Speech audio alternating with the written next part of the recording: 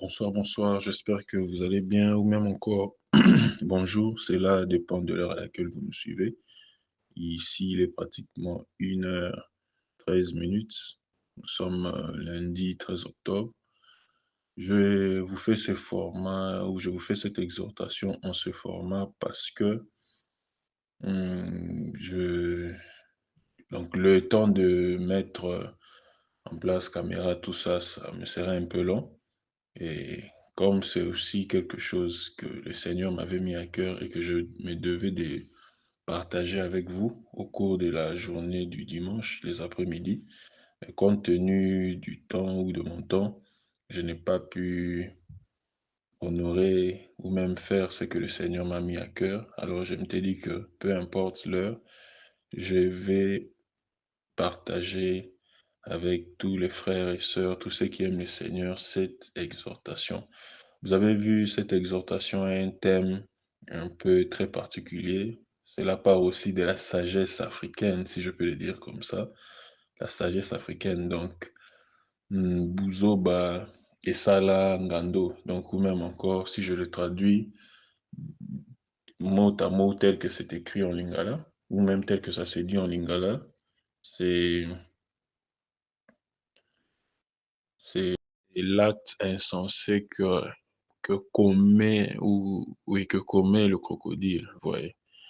Alors pourquoi ce thème? C'est plus par rapport à la journée du samedi que j'ai passée. J'étais avec des amis, nous nous sommes mis dans un coin de la capitale, bon, bistrot, bar, lunch bar, peu importe le nom. Ceux qui sont à Kin comprennent et je crois que le plus grand nombre comprendront. Mais ce samedi-là, je peux dire, j'ai eu la chance de me mettre avec quelqu'un qui était ouvert, qui ne se cachait pas, quelqu'un qui m'a surpris ou qui nous a surpris en disant que lui, il a consacré sa vie à l'occultisme. Et pour ceux qui le connaissaient, autour de lui, bon, il se disait aussi serviteur de Dieu, selon lui, hein, selon lui, ce sont ses mots. Il est serviteur de Dieu, bon, de quel Dieu lui-même sait.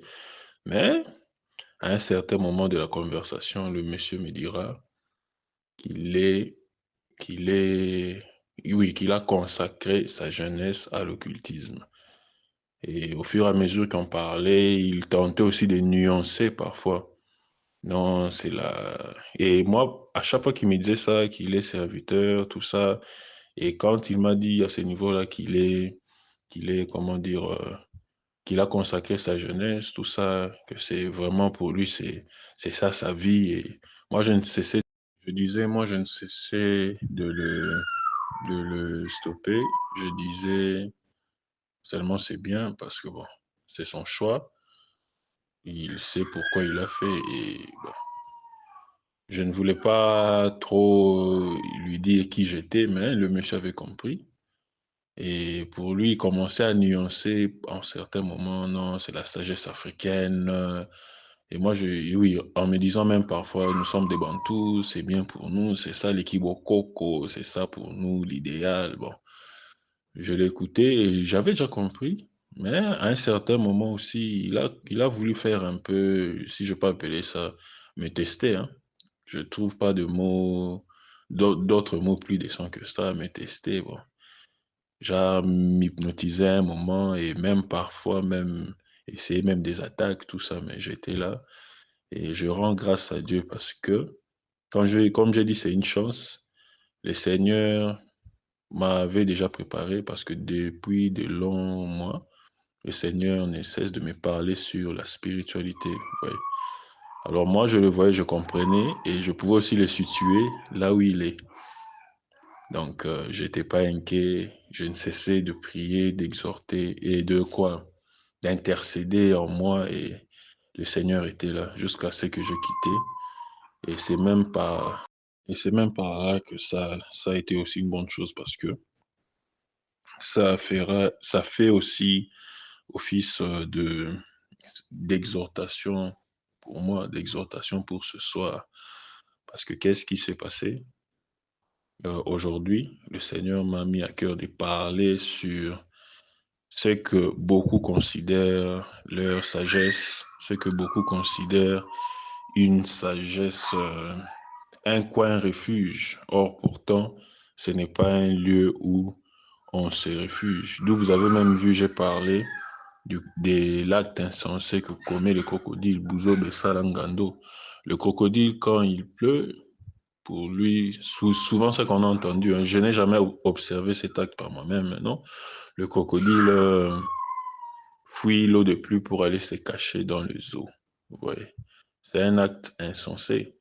Mais les hommes aussi commettent aussi cet acte à différents degrés, de différentes manières. Et c'est même ainsi que je vais vous lire la parole du Seigneur dans Jérémie 8, verset 9. Je reviens juste un instant, j'essaie un peu de calmer ces petits chiots ici. Me revoilà, Jérémie 8, verset 9. Dans la version Louis II, la parole de Dieu nous dit ceci. Les sages sont confondus, ils sont consternés, ils sont pris. Voici, ils ont méprisé la parole de l'Éternel, et quelle sagesse ont-ils? J'aimerais aussi vous lire la version Martin de la Bible. Écoutez ce que ça dit. Les sages ont été confondus, ils ont été épouvantés et pris, car ils ont rejeté la parole de l'Éternel. En quoi seraient-ils sages? J'aime la fin de Martin, comment il pose cette question. En quoi serait-il sage?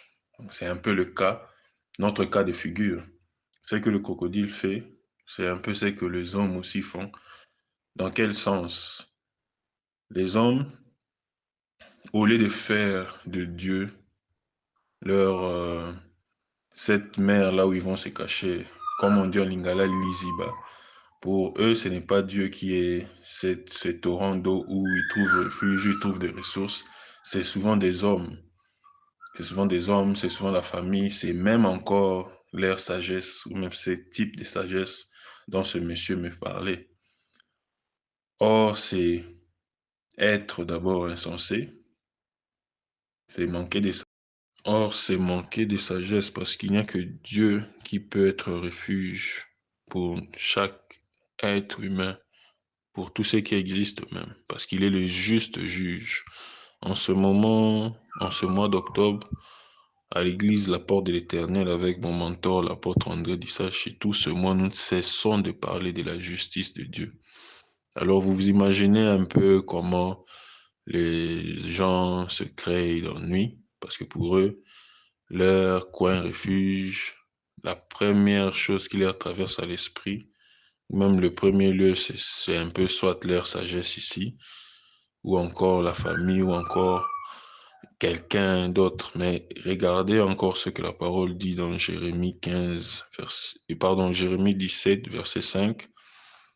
Il est écrit que maudit soit l'homme qui se confie dans l'homme, qui prend la chair, donc sa chair pour appui, et qui détourne son cœur de l'Éternel.